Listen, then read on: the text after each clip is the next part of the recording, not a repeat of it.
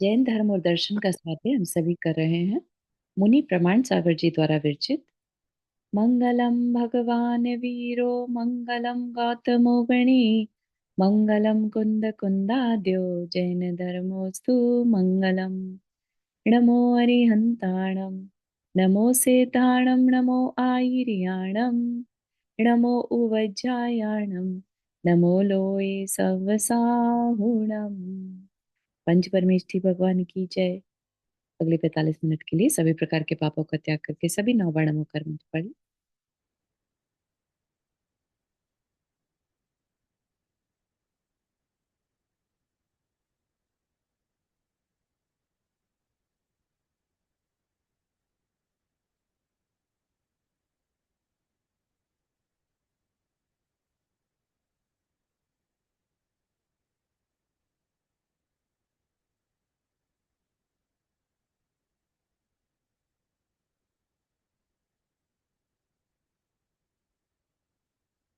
तो हमारा जो यहाँ पर जैन धर्म और दर्शन में विषय चल रहा है इस समय, श्रावक कह लीजिए या आचार विचार कैसा होना चाहिए, जैनाचार, है ना।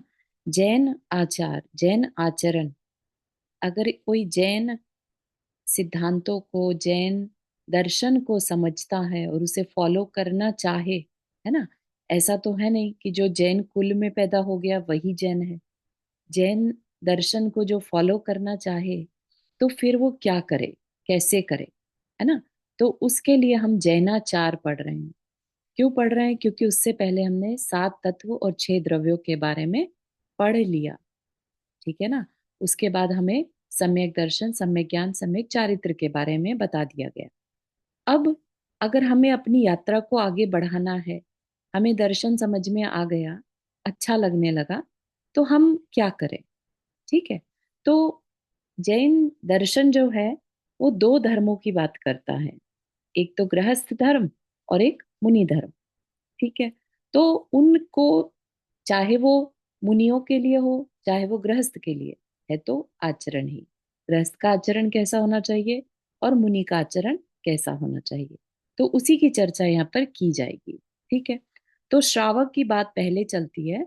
ये क्योंकि जो ये शास्त्र जी है लिखा गया तो श्रावकों के पॉइंट ऑफ व्यू से, ठीक है ना। तो श्रावक, श्रावक जिसमें श्र से श्रद्धा, व से विवेक और क से क्रिया कहिए, कर्तव्य कहिए, ठीक है। तो श्रद्धा हो उसके अंदर, वो श्रद्धालु हो, देवशास्त्र गुरु पर श्रद्धान हो कि जो कहा गया मेरे लिए कहा गया। फिर जो क्रिया कर रहा है उसमें उसके पास विवेक हो, है ना। ये जो क्रिया है, ये जो कार्य है, ये मेरे करने लायक है कि नहीं है, ये कार्य देवशास्त्र गुरु में ने बताया है कि नहीं बताया है, ठीक है ना। तो विवेक का होना बहुत जरूरी है। और उसके साथ साथ करने वाला भी हो। ऐसा नहीं कि पता तो सब है करे कुछ ना, ठीक है ना। तो सब तीनों चीजें होनी उसमें जरूरी है, ठीक। तो हमारी चर्चा चल रही थी अब कि श्रावक कितनी प्रकार का होता है।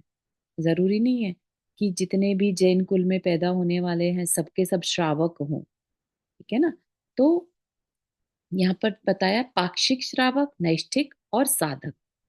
पाक्षिक श्रावक की बात हमने स्टार्ट कर दी थी कि वह आदर्श ग्रस्त जो न्याय पूर्वक आजीविका उपार्जन करता है, ठीक है। न्याय पूर्वक आजीविका, पैसा तो कमाना। श्रावक क्या करता है? श्रावक और मुनि में यही तो डिफरेंस है कि श्रावक अपना घर चलाता है, राइट। गृहस्थी किसे कहेंगे? घर, गृहस्थ, है ना। घर में रहने वाला गृहस्थ। तो घर में रहता है तो उसे घर चलाने के लिए अब खर्चा भी करना होगा। ऐसा तो है नहीं पहले की तरह बार्टर सिस्टम है, हमारे पास कुछ है दूसरे को दे के आए, उससे दूसरी अपनी चीज, जरूरत की चीज ले आए, राइट। आज की डेट में हर चीज खरीदनी ही पड़ती है, उसके लिए पैसा चाहिए। तो जो कमाई करे, तो अगर वह श्रावक है, राइट, जो श्रद्धालु है, तो वो न्याय पूर्वक आजीविका कमाता ही होगा। अगर कोई धोखाधड़ी करता हुआ जैन दिखाई दे तो उसे हम श्रावक की कैटेगरी में नहीं रख सकते। They are even out of conversation.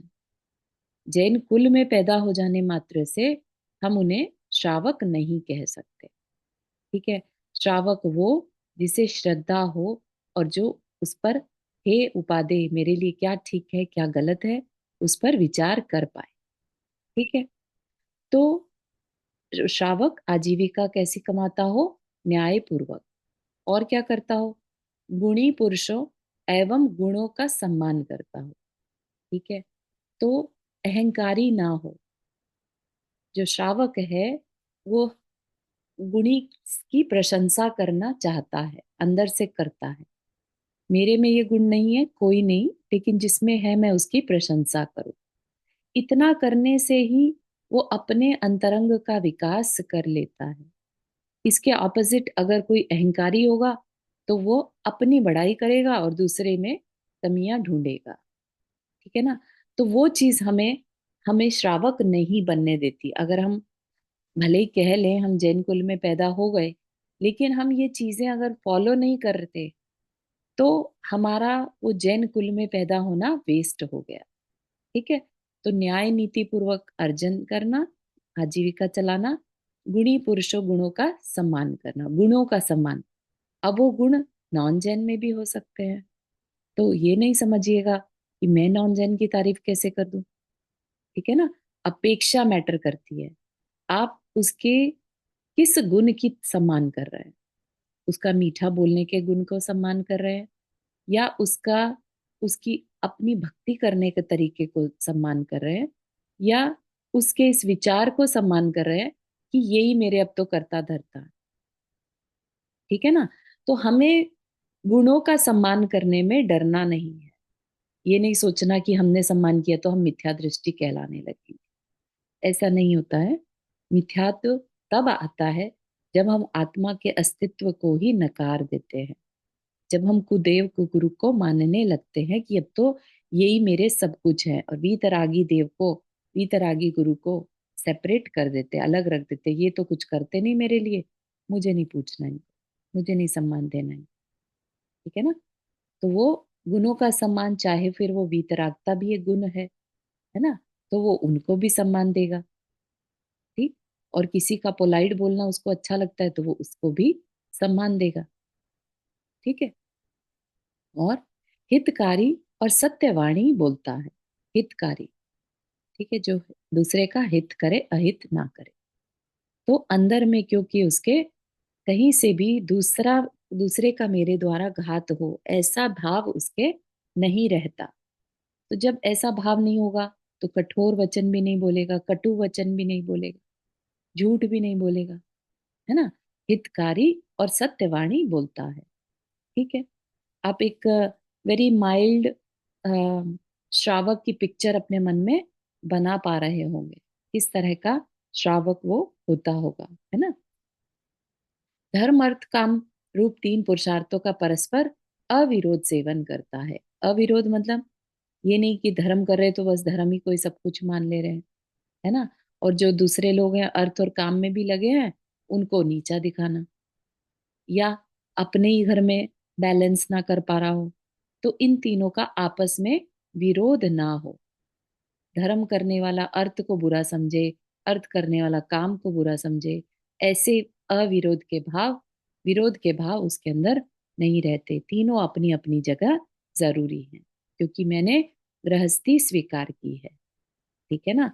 अब हम ये मान ले कि अरे अर्थ कमाने में तो बहुत पाप होता है, नहीं नहीं मुझे तो अर्थ धर्म ही करना है। अरे धर्म करना है तो फिर मुनि बन जाओ। है ना। घर छोड़ दो, आगे का जो रास्ता बताया है, आगे जो 11 प्रतिमाओं का रास्ता बताया है वो ले लो। लेकिन गृहस्थी स्वीकार करते हुए परिवार के साथ और एक तरफा सोच रखना, वो क्या है? अच्छे श्रावक की पहचान नहीं है। ठीक है। ये जरूर कर सकते हैं कि अर्थ, धर्म पूर्वक अर्थ कमाया जाए। ठीक है। इन पुरुषार्थों के योग्य स्त्री भवन आदि को धारण करता है। ठीक है। पुरुषार्थों के योग्य धर्म करना है, तो और अगर वो ऐसी स्त्री ले आए जो, मतलब शादी ऐसे पर्सन से हो जाए जो बिल्कुल ही अगेंस्ट हो रिलीजन के या जैन दर्शन के, तो फिर नहीं कर पाएगा। राइट। तो इन पुरुषार्थों के योग्य फिर स्त्री भवन आदि को धारण करता है। ऐसा नहीं कि भवन बहुत दूर बना लिया जहां से तुम अब मंदिर नहीं जा पा रहे हो, मुनियों के पास नहीं जा पा रहे हो, है ना। तो सब चीजों का देखभाल के चलता है। लज्जाशील होता है, ये पिछली बार बता दिया था, है ना। अनुकूल आहार विहार करने वाला होता है। सदाचार को अपने जीवन की निधि मानने वाला। सत्पुरुषों की सेवा में सदा तत्पर रहता है। हित अहित विचार में दक्ष, यानी विवेकी होता है। हित अहित मतलब क्या करने लायक है और क्या करने लायक नहीं है ना।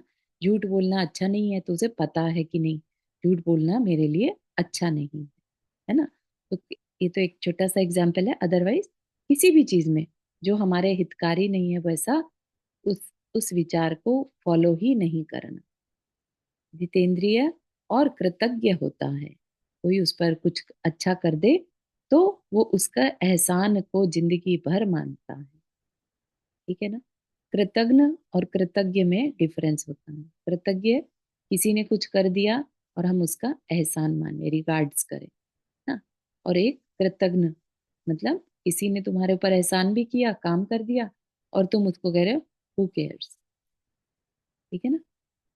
धर्म की विधि को सदा सुनता है, उसका मन दया से द्रवीभूत रहता है, तथा पाप भीरु होता है, पाप से डरने वाला। जो पाप से डरेगा वही संसार से डरने वाला होगा। क्योंकि संसार किससे बढ़ता है? पाप क्रियाओं से बढ़ता है। जो संसार से डरता है वो पाप से भी डरेगा, क्योंकि उसे संसार अब और नहीं चाहिए। ठीक है ना। तो ये 14 विशेषताएं हमने देखी आदर्श गृहस्थ की। ठीक। अब जैन शास्त्र में कुछ और विशेषताएं भी बता दी गई हैं। ये कह लीजिए कि उस समय के हिसाब से ये जरूरी माना जाता था, लेकिन आज का समय बदल रहा है तो इसमें कुछ और ऐड करा जा सकता है। जैसे टीवी में क्या प्रोग्राम देखना, क्या नहीं देखना, कितना देखना, है ना। भोजन करते समय टीवी नहीं चलना चाहिए, पहले के टाइम में टीवी था ही नहीं। राइट। तो बहुत सारी चीजें आज के समय के हिसाब से भी ऐड की जा सकती है, लेकिन पहले के शास्त्र में जो दी है वो देखते हैं। अष्टमूल गुण। देव गुरु और धर्म के प्रति समर्पित पाक्षिक श्रावक गृहस्थ को मध्य मास मधु, रात्रि भोजन, पीपल, ऊमर, बड़, कठूमर यानी अंजीर, पाकर सदृश पंच उदुम्बर फलों का त्याग, अरिहंत सिद्ध आचार्य उपाध्याय साधु नामक पंच परमेष्ठि की स्तुति, जीव दया तथा पानी को वस्त्र द्वारा अच्छी तरह छानकर पीना। ये 8 मूल गुण है। मूल मतलब जो करना ही चाहिए, है ना। तो क्या करना ही चाहिए उसे? पाक्षिक श्रावक है, कोई गृहस्थ है, उसे मध्य मास मधु का त्याग, 3 मकार। ठीक है। रात्रि भोजन का त्याग। ठीक है। आज के टाइम में सुनने में ये अजीब लगता है, लेकिन बताया है करना चाहिए, क्योंकि इसमें हिंसा बहुत है। पीपल, ऊमर, बड़, कठूमर और पाकर, ये 5 पंचदंबर फलों का त्याग। ठीक। फिर पंच परमेष्ठियों की स्तुति, जिसे हम पूजा भी कह लेते हैं। ठीक है। जीव दया, दया अंदर में होनी चाहिए। ठीक है। दया होगी तो दान भी होगा। ठीक है ना। तो दया मूलो धम्मो, दया होगी तो धर्म भी जीवन में आएगा ही आएगा। तथा पानी को वस्त्र द्वारा अच्छी तरह छानना, जिसकी की विधि अभी आगे बताई जाएगी। ये जैनों के मूल चिन्ह हैं। ठीक है। मूल चिन्ह क्यों है? इसलिए कि इन क्रियाओं को अगर वो नहीं करता है तो हिंसा होती है। ठीक है ना। और जैन धर्म का मूल क्या है? अहिंसा है। तो इस उपेक्षा से कह दिया कि ये जैनों की मूल पहचान है। ठीक है ना। तो जैन किससे पहचाना जाता है? अहिंसा से पहचाना जाता है। तो ये 8 चीजें तो उसे अपने जीवन में करनी ही चाहिए, ऐसा कहा। ठीक। जिस प्रकार मूल के शुद्ध और पुष्ट होने पर वृक्ष भी सबल और सरस होता है, उसी प्रकार मूलभूत उपर्युक्त नियमों से जीवन के पवित्र होने पर साधक मुक्ति पथ पर प्रगतिशील हो जाता है। ठीक है। तो अगर ये नियम करेगा तो बहुत हिंसा से बच सकता है ना, क्योंकि दया जीवन में आ गई तो किसी को हर्ट नहीं करेगा। ठीक है। हाँ, तो सुमन जी आपने हाथ रेस किया। हाँ, तो जो कंदमूल खाते हैं तो वो जी। इसमें नहीं आता है। अ, जो 8 मुर्गों का तो त्याग करेगा तो वो कंदमूल खा सकता है। नहीं, वो तो नहीं इसमें ये तो नहीं लिखा है। हाँ, रात्रि भोजन त्याग, मद्य मांस मधु, हाँ, जीव तो दया और पानी। आलू प्याज लहसुन खा सकते हैं। नहीं नहीं नहीं, वो पंच पंचो पंचोद्यम्बर लिखा है तो उस हिसाब से ये कंदमूल है तो ये भी नहीं खाएंगे ना।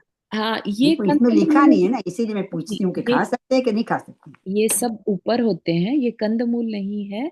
ये 5 उदंबर फल होते हैं जिनमें हिंसा बहुत है, इस वजह से इनका तो त्याग है ही। लेकिन जो रूट वेजिटेबल है उसमें पहले ही बता दिया था बहुत हिंसा होती है, तो वो भक्ष अभक्ष की श्रेणी में आ जाता है। ठीक है, वो आगे चलकर भक्ष अभक्ष अलग चीजें हैं, है ना। तो अच्छा। उस अपेक्षा से लेना। हम्म। ठीक मैंने है। बोला कि इतना सब त्याग करने के लिए तो कंदमूल क्यों नहीं आता है। हाँ नहीं, कंदमूल हो सकता ना कि कंदमूल तो वैसे ही नहीं खाते थे, तो नहीं, इस इसमें ये जो नियम बताए हैं जैनों के लिए, हाँ तो हाँ हाँ, उसमें ये नहीं लिखा है, तो मेरे को करेक्ट। कंफ्यूज नहीं है। बट वो भक्ष भक्ष में आ जाता है कि अभक्ष का पालन अभक्ष नहीं खाता, है ना। अच्छा, तो इतना करे तो चलता है, राइट? बाकी आम, हाँ, वो भी नहीं खाता। ऐसा नहीं मानिए कि 8 ये चीजें हैं तो वो खाने से चलता है क्या। नहीं। नहीं, हमने बच्चे के लिए मैं पूछ रही हूँ, मेरे लिए हाँ नहीं। हाँ, आई अंडरस्टैंड आई अंडरस्टैंड।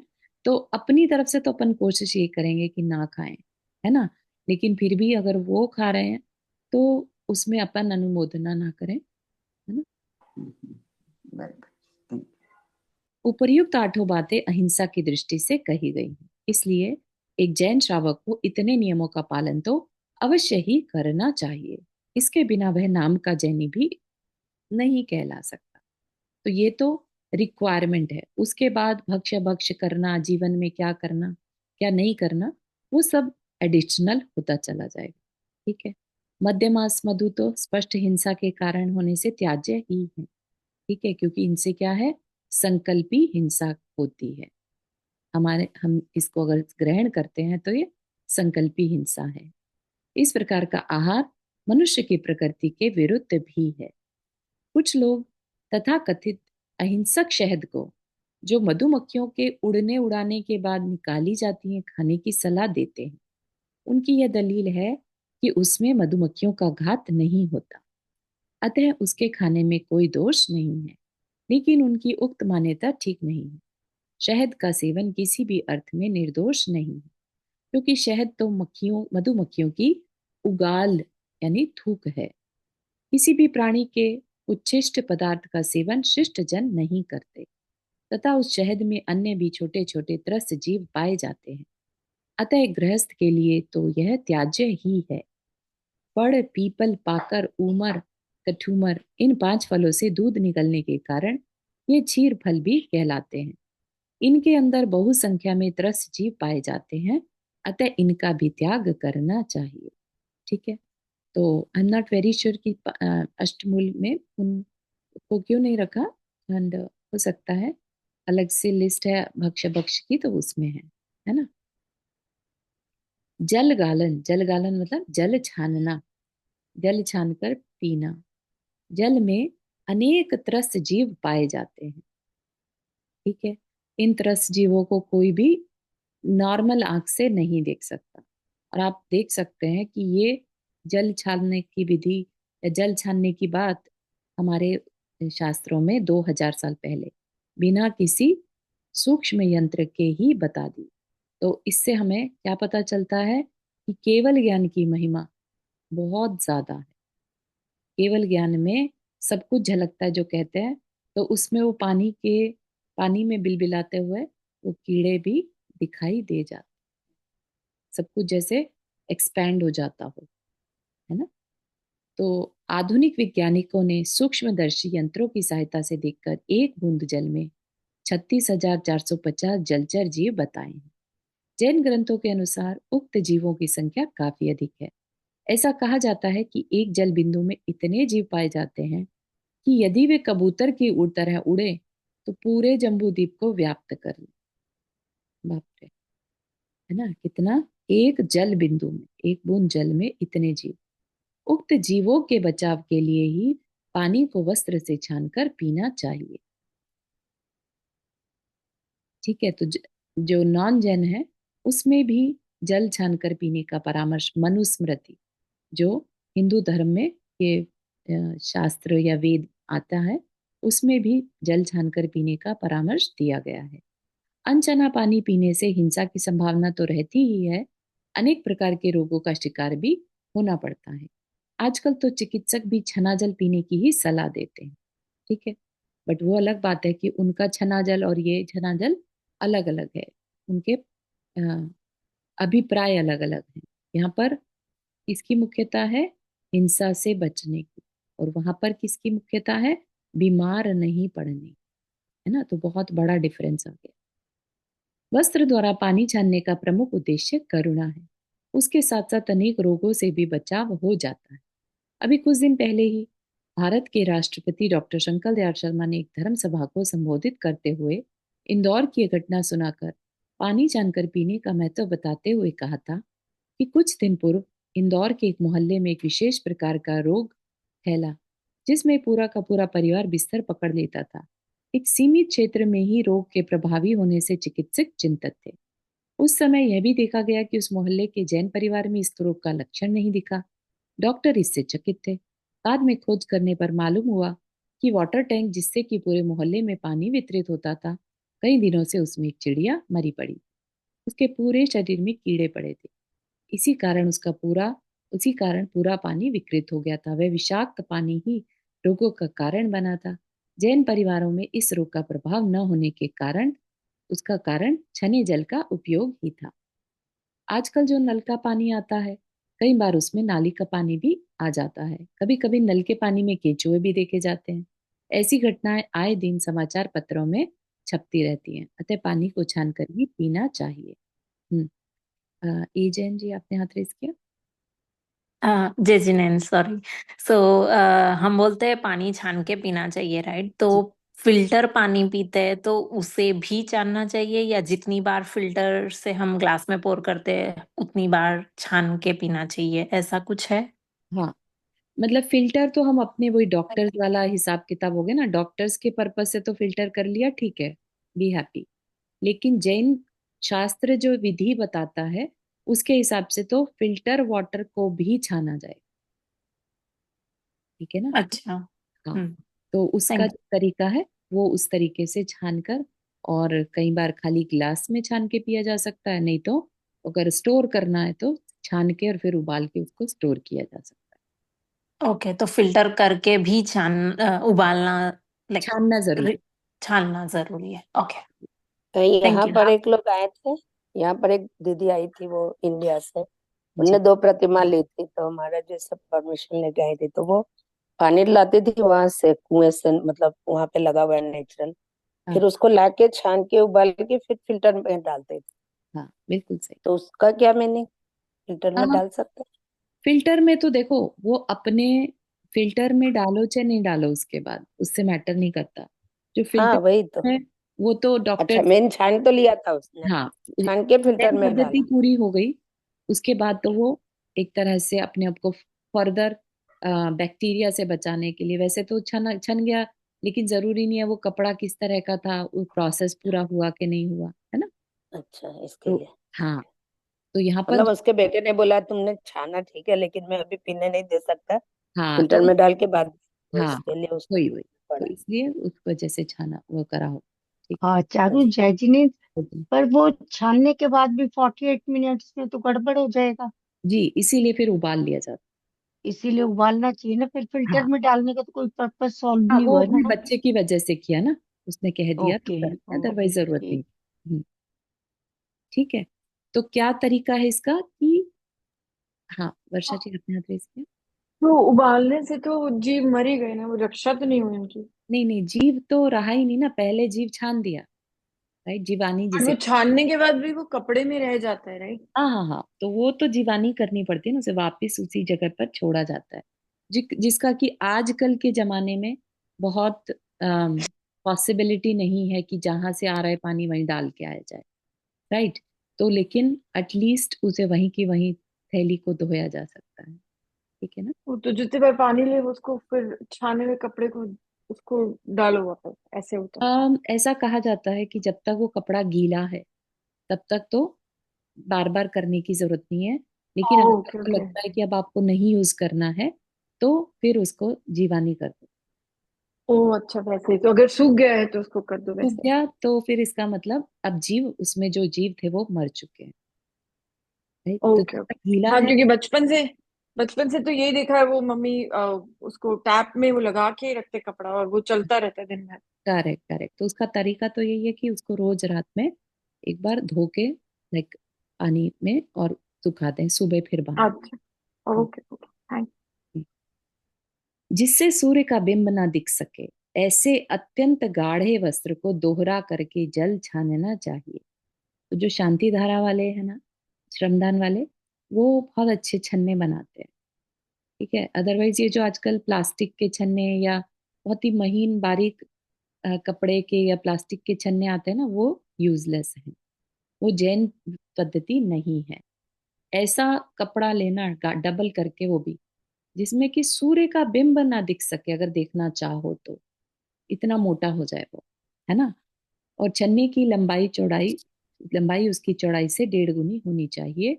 ऐसा करने से ही अहिंसा व्रत की रक्षा होती है। तो जो प्रतिमाएं ले लेते हैं ना, उनके लिए ये मस्ट हो जाता है। ठीक है, नहीं तो उनके व्रतों में दोष लगेगा, क्योंकि त्रस्त जीव है ना। ठीक है ना, जिसने अणुव्रत भी ले लिए तो उसको फिर जल छान कर ही पीना होगा। ठीक है, त्रस्त जीव उस वस्त्र में ही रह जाते हैं जिससे छना हुआ जल त्रस्त जीव रहित हो जाता है। ठीक, त्रस्त जीव हो, त्रस्त जीव मतलब जो मूव करते हैं, भले ही हमें आंखों से ना दिखे, लेकिन अगर हम माइक्रोस्कोप से देखें तो वो मूव करते हुए दिखते हैं। जल छानने के बाद छन्ने में बचे जल को एक दूसरे पात्र में रखकर उसके ऊपर छने जल की धार छोड़नी चाहिए। उसके बाद उसे मूल स्रोत में पहुंचा देना चाहिए। उसके लिए कड़ीदार बाल्टी रखी जाती है जिसे जल की सतह पर से जाकर उड़ेला जाता है। तो पहले के टाइम में तो कुएं से पानी आता था और वहीं पर जीवानी छोड़ दी जाती थी। राइट, तो वो चीज, प्रोसेस आज टोटली गायब हो गया है ना। ऐसा करने से उनको धक्का नहीं लगता तथा करुणा भी पूरी तरह पलती है। उक्त क्रिया को जीवानी कहते हैं, है ना। यही प्रोसेस हमने मूक माटी में भी देखा था, जब शिल्पी कुएं से पानी निकाल रहा था, है ना। उसने भी पूरा जीवानी के साथ किया प्रोसेस। छना हुआ जल 1 मुहूर्त तक, सामान्य गर्म जल 6 घंटे तक तथा पूर्णतः उबला जल 24 घंटे तक उपयोग करना चाहिए। इसके बाद उसमें त्रस्त जीवों की पुनरुत्पत्ति की संभावना रहने से उनकी हिंसा का डर रहता है। ठीक है, तो ये तक बता दिया केवल ज्ञान ने कि 24 घंटे बाद त्रस्त जीव फिर से जन्म ले लेते हैं, है ना। हर चीज की मर्यादा भी बता दी, क्योंकि उन्हें सब कुछ दिख रहा था। रात्रि भोजन का त्याग, रात्रि भोजन का भी प्रत्येक गृहस्थ को त्याग करना चाहिए। रात्रि में भोजन करने से त्रस हिंसा का दोष लगता है। भले ही बल्ब आदि के प्रकाश में आप अपने भोजन को देखते हैं, किंतु उसमें पड़ने वाले जीवों को नहीं बचा सकते। सोचिए, हम एक पानी की बूंद में कीड़े नहीं देख पा रहे हैं, तो हवा में जो कीड़े हैं वो हमें कहाँ दिखते होंगे, है ना। तो कहना यही चाह रहे हैं कि जो सूरज की रोशनी में तो वो कीड़े नहीं पनप पाते, लेकिन जैसे ही सनसेट होता है, वायुमंडल में, एटमॉस्फेयर में, वो छोटे छोटे इतने सूक्ष्म कीड़े जो दिखाई ना दे, है ना, वो भोजन सामग्री पर गिरते रहते हैं। अतः रात्रि में भोजन करने से रस हिंसा से बचा नहीं जा सकता। दिन में सूर्य प्रकाश होने के कारण उनका सद्भाव नहीं पाया जाता। इसका कारण सूर्य प्रकाश में पाई जाने वाली अल्ट्रावायलेट और इंफ्रारेड नाम की अदृश्य किरणें हैं। सूर्य के प्रकाश में उक्त दोनों नाम वाली अदृश्य और गर्म किरणें निकलती रहती हैं। उसके प्रभाव से सूक्ष्म जीव दिन में यहीं कहीं छिप जाते हैं और नए जीवों की उत्पत्ति नहीं होती। रात्रि होते ही वे निकलने लगते हैं। सूर्य प्रकाश के अतिरिक्त प्रकाश जो लाइट्स वगैरह का है, किसी अन्य स्रोत में उक्त किरणें नहीं पाई जाती। इसलिए रात्रि होते ही ये निकलने लगते हैं और यही कारण है कि बरसात की ऋतु में दिन में बल्ब जलाने पर भी कीड़े नहीं आते। अतः त्रस हिंसा से बचने के लिए रात्रि भोजन का त्याग अनिवार्य है। ठीक है, तो बहुत ज्यादा इम्पोर्टेंट। इवन ये जो रात्रि भोजन त्याग है, ये अ, हिंदू जो वेद हैं उनमें भी बताया गया। ठीक है ना। रात्रि भोजन स्वास्थ्य की दृष्टि से भी हानिकारक है। चिकित्सा शास्त्रियों का अभिमत है कि कम से कम सोने के 3 घंटे पूर्व तक भोजन कर लेना चाहिए, है ना। तो जो आज की डेट में ऑटोफेजी नाम की चीज प्रकाश में आई है ना। एक जापानीज रिसर्चर ने उसको, उस पे नोबेल प्राइज भी मिला। तो क्या, फास्टिंग, राइट। तो ये रात्रि भोजन क्या है, 12 घंटे की फास्टिंग ही तो हो गई, राइट। सूर्यास्त के से लेके और सूर्य उदय तक कुछ नहीं खाना, ऐसा जैन शास्त्र कहता है। और आज की डेट में वो प्रूव कर दिया कि अगर हम ऐसा करते हैं तो हमारी बॉडी अपने को हील करने का टाइम पा जाती है। तो इसलिए रात्रि भोजन जो है उसका त्याग स्वास्थ्य की दृष्टि से भी हानिकारक है। सॉरी, अच्छा है, त्याग अच्छा है और भोजन करना हानिकारक है। नंदा जी, आप ध्यान रखिए। म्यूट। हाँ, ये आपने किसका भी नाम लिया, किसकी रिसर्च है जिसको आप कह रहे हो Nobel prize? Autophagy, AUTOPHAGY, autophagy. अच्छा अच्छा, मैं देखती हूँ हाँ, क्योंकि देखा, ये फास्टिंग से रिलेटेड है और एग्जैक्ट वही जो अपने में अपन करते हैं फास्टिंग, वो बहुत उसका कारण है, बहुत स्वास्थ्य के लिए बहुत इंपॉर्टेंट है। और बहुत सारी बीमारियां शरीर अपने आप ठीक कर देता है अगर हम थोड़ी देर खाना शरीर को ना दे तो, है ना। अच्छा। शरीर क्या करता है, सिर्फ पचाने पचाने में लगा रहता है। हम्म। जो लोग रात्रि भोजन करते हैं वे भोजन के तुरंत बाद सो जाते हैं, जिससे अनेक रोगों का जन्म होता है। दूसरी बात कि सूर्य प्रकाश में केवल प्रकाश ही नहीं होता, अपितु जीवनदायिनी शक्ति भी होती है। सूर्य प्रकाश से हमारे पाचन तंत्र का गहरा संबंध है। जिस प्रकार सूर्य का प्रकाश पाकर कमल दल खिल जाते हैं तथा उनके अस्त होते ही सिकुड़ जाते हैं, उसी प्रकार जब तक सूर्य प्रकाश रहता है तब तक उसमें रहने वाली गर्म किरणों के प्रभाव से हमारा पाचन तंत्र ठीक काम करता है। कहते हैं ना कि जो सोलर प्लेक्सस हमारा सेंटर है वो सूरज की रोशनी में एक्टिवेट हो जाता है, दिन की रोशनी में एक्टिवेट होता है। और जिसे जठर अग्नि भी कहते हैं, है ना। तो वो हमारा एक्टिवेट रहता है तो भोजन अच्छे से पचता है ना। रात्रि भोजन, रात्रि में भोजन का त्याग करना ही चाहिए। पाक्षिक श्रावक यदि रात्रि भोजन का पूरी तरह से त्याग नहीं कर पाता तो कम से कम पान, दवा, जल, दूध आदि की छूट रखकर अन्य स्थूल आहार का त्याग तो करना ही चाहिए। इसी प्रकार पाक्षिक श्रावक को पंच परमेष्ठि की पूजा, स्तुति एवं प्राणियों पर जीव दया का भाव भी रखना चाहिए। ये तो बहुत बेसिक लेवल का जो श्रावक है उसकी बात हो गई। अब बात चलती है नैष्ठिक श्रावक। नैष्ठिक श्रावक जो सीरियस है, ठीक है ना, निष्ठा है जिसके अंदर, अपने आत्मा के कल्याण के लिए अवेयर है, ठीक है ना। तो उसकी बात यहाँ पर चलती है। ये नहीं है कि कभी उसने ले लिया नियम, गृहस्थ मान लिया, उसने चॉइस कर ली, कमजोरी थी अंदर की या जो भी है इच्छा थी, कर लिया, लेकिन अब जरूरी नहीं है कि जीवन भर उसको फॉलो ही करे, राइट। हो सकता है धीरे धीरे अब उस गृहस्थी को छोड़कर और मुनि धर्म की तरफ बढ़ा जाए। तो नैष्ठिक श्रावक जो है एक तरह से उनके बीच की कड़ी है, ठीक है। व्रतधारी श्रावक नैष्ठिक कहलाते हैं। नैष्ठिक शब्द निष्ठा से निष्पन्न है। व्रतों का पूरी तरह निष्ठा से पालन करने वाला श्रावक नैष्ठिक है। पाक्षिक श्रावक अपने व्रतों को कुलाचार के रूप में पालन करता है। पाक्षिक श्रावक जो अभी पढ़ा हमने, व्रतों को कैसे करता है, कुलाचार, कि मैं जैन कुल में पैदा हुआ ना इसलिए मुझे करना है, ठीक है। अभी उसके अंदर आत्मा की ललक नहीं लगी, ठीक है। तो जो नैष्ठिक श्रावक है, जो प्रतिमाएं ले रहा है, वो क्या कहलाता है? पंचम गुण स्थान वर्ती, राइट। और पंचम गुण स्थान वर्ती कब होगा? जब उसके पास सम्यक दर्शन होगा, ठीक है ना। और सम्यक दर्शन यानी अपनी आत्मा को पहचानना, उसे पाने के लिए मोक्ष मार्ग पर आगे भी बढ़ना, ठीक है ना। तो नैष्ठिक श्रावक निरतिचार रूप से व्रतों का पालन करते हैं। नैष्ठिक श्रावक की 11 प्रतिमाएं हैं, जिन्हें 11 श्रेणियां हैं, जिन्हें 11 प्रतिमाएं कहते हैं। तो प्रतिमा यानी पत्थर के समान, राइट। एक बार नियम ले लिया तो वो लाइफ लॉन्ग चलता है।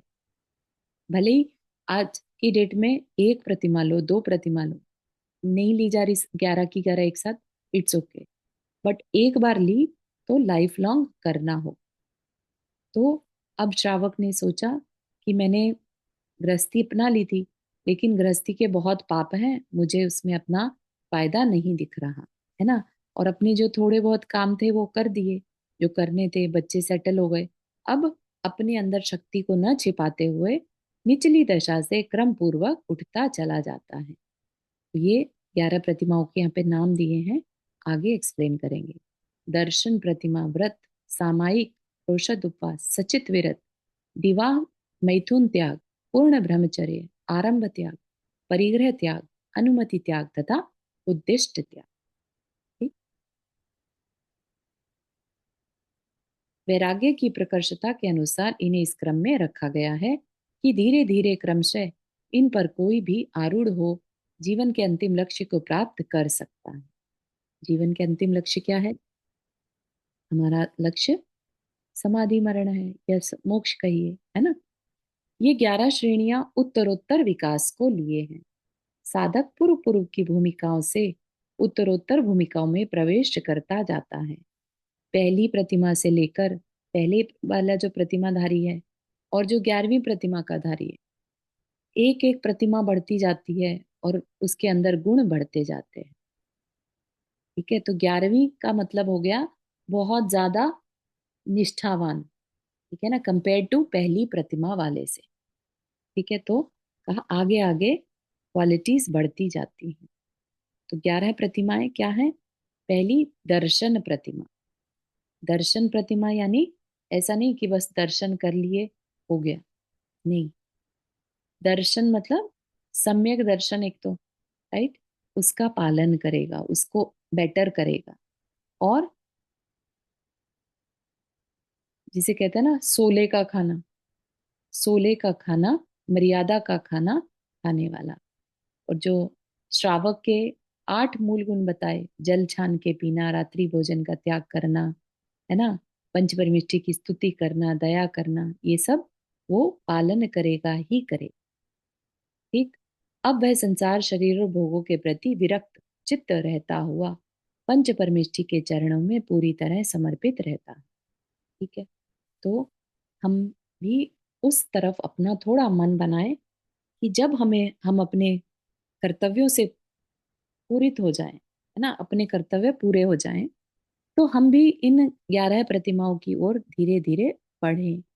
क्यों? क्योंकि ये संसार में अनंत काल से भ्रमण कर रहे हैं, शरीर अनंत बार मिल चुका है, भोग अनंत बार मिल चुके हैं, राइट। फिर भी उनके तरफ क्यूरोसिटी क्यों? क्यों एक्साइटमेंट मिल जाए मिल जाए मिल जाए करना?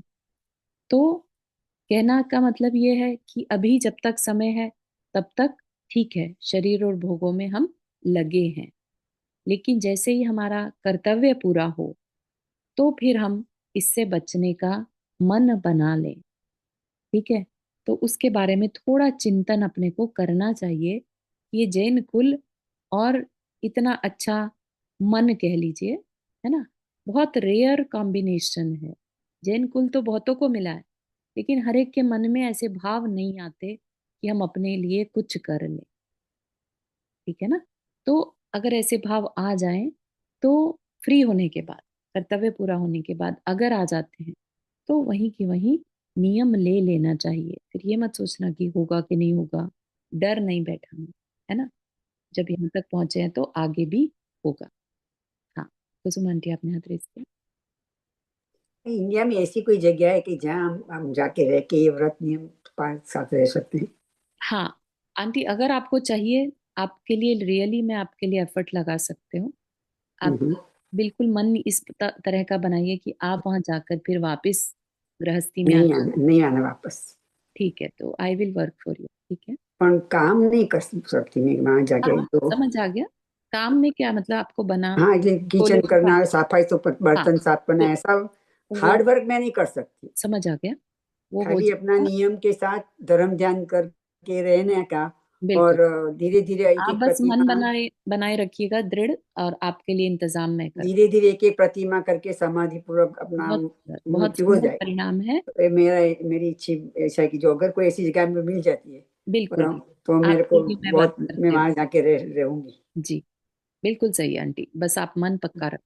हाँ, ठीक मेरा है, मन पक्का है। आप मेरे को बता देना कहाँ कहाँ ऐसी जगह है।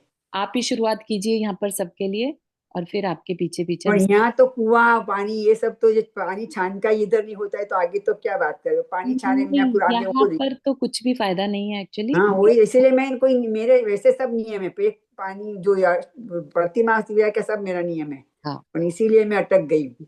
हाँ, नहीं वहां पर ऐसी जगह होती हैं जहाँ पर जिनालय भी बगल में रहता है, और वहां पर दर्शन कराने वाले भी रहते हैं, और सोले का खाना देने वाले भी रहते हैं, सब कुछ होगा व्यवस्था। और मुनि महाराज होते हैं। मुनि महाराज भी आते जाते रहते हैं, ऐसा नहीं हमेशा रहेंगे, लेकिन आते जाते रहते हैं कभी ना कभी, है ना। तो उससे देखो, देव मिल रहे हैं, देव दर्शन हो पा रहे हैं, तो वही बेस्ट है। उसके अलावा शरीर चलता है तो इधर उधर जाकर और अपना उनके दर्शन किए जा सकते हैं, है ना। तो वो सब देखते हैं, के लिए करेंगे व्यवस्था, ठीक है। तो मेरे को बता देना, मैं पहले जी, बिल्कुल जाऊंगी। बिल्कुल, बहुत बहुत अनुमोदना इतना मन बनाने के हाँ, भगवान को प्रार्थना तो करो कि अगर मेरे हो लिए। हाँ जाए। जी, चारू जी आपने हाथ रेस किया। हाँ जी जी। मैं ही पूछ रही थी कि जैसे अगर हमको ये प्रतिमा मतलब जो लोग लेते हैं उनकी अगर किसी वजह से कुछ मतलब कुछ टाइम के लिए या वो टूट जाती है तो फिर वो लोग कैसे उस गलती को फिक्स करते हैं अम, मतलब। पहली बात तो नहीं टूटनी चाहिए, दोष लग सकते हैं, उसका प्रतिक्रमण किया जाता है, ठीक है ना। टूट ही जाए, बिल्कुल ही छूट जाए, तो वैसा तो नहीं होता, वो अलाउड ही नहीं है। तो उसके लिए तो फिर कोई जो मुनि महाराज हैं वही इसका उपाय बता सकते हैं। ये तो लाइफ लॉन्ग के लिए ली जाती है, इसमें कोई छूट नहीं रहती। जैसे सामायिक प्रतिमा है, तो 3 टाइम सामायिक करनी ही करनी है, कुछ भी हो जाए, है ना। अच्छा। एक्सेप्शन हो सकते हैं कि बिल्कुल ही कोई बेहोशी की ही हालत में हो, तो अलग बात है। अगर कोई बैठ नहीं सके तो। बैठ नहीं सके तो लेट के करे। अच्छा।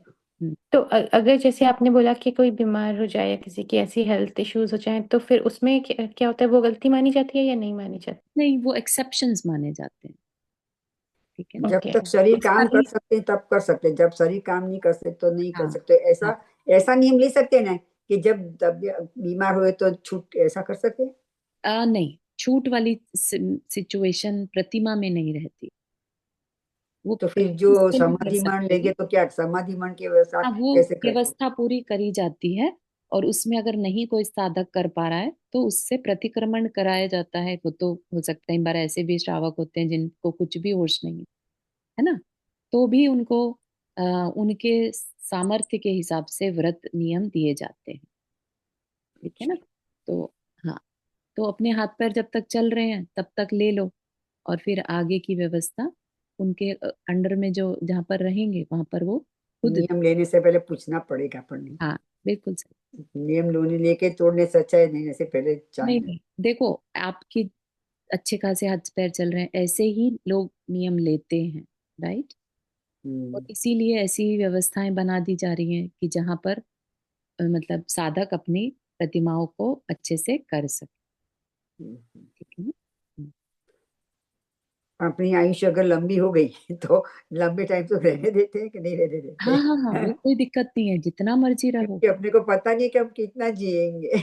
नहीं नहीं, किसी को नहीं मालूम, और ये कोई कंडीशन नहीं है कि इसी एज में ज्वाइन करना है, ऐसा नहीं है। और पैसे तो देना होगा ना, पैसे देने पड़ते होंगे वो ना। जानकारी नहीं है, इसीलिए उसके लिए मैं पता कर, अच्छा अच्छा अच्छा, तो कोई बात ठीक।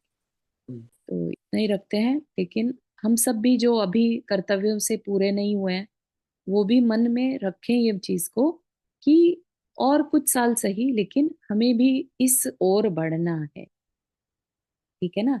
अपना ये जीवन व्यर्थ नहीं जाना चाहिए। जब हम हमारे प्राण छूटे तो मन में एक सार्थक जीवन जी पाने की एक सेटिस्फैक्शन, कि हम जो जीवन से कर सकते थे बेस्ट हमने कर लिया, ठीक है ना।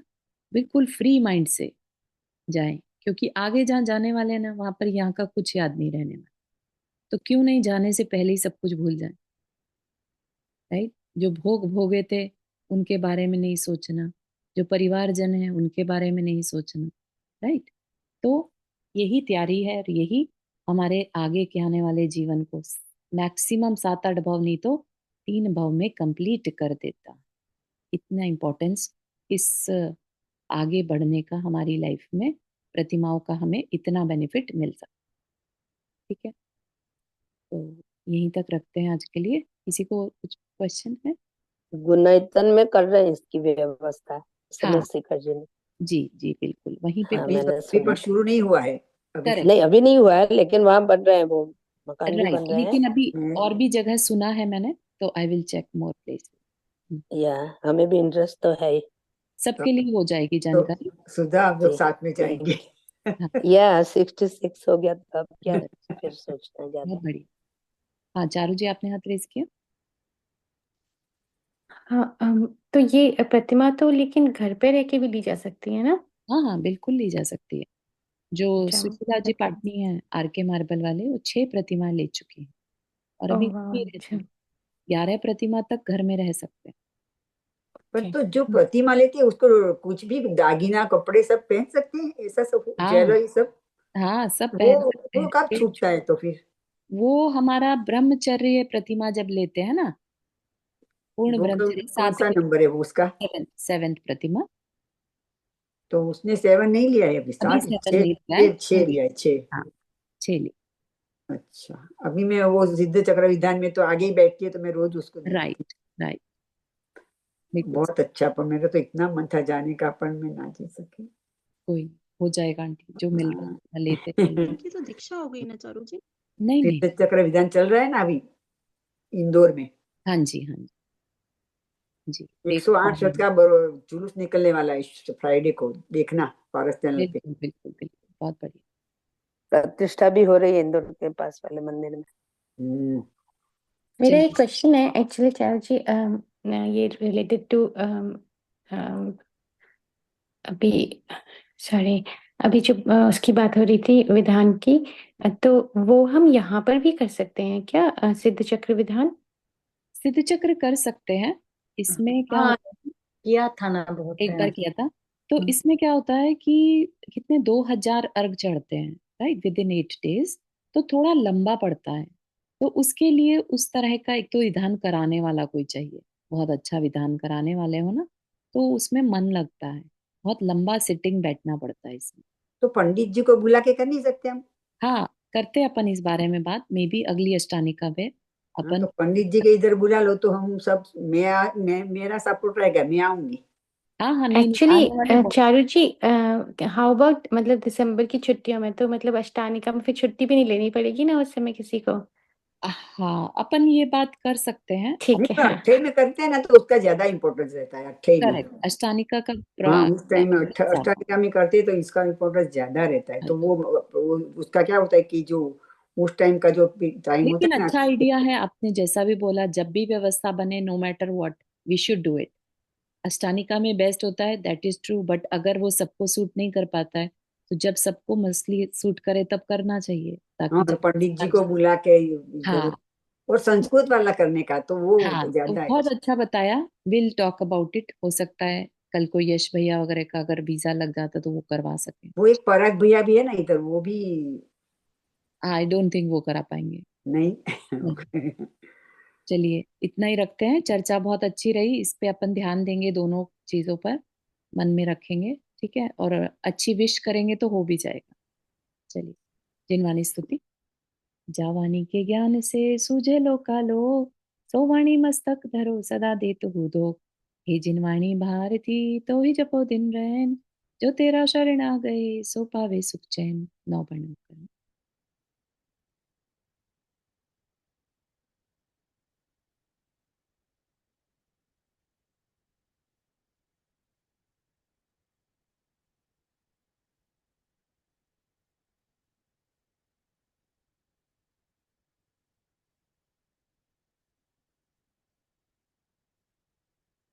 सभी को जय जिनेन्द्र।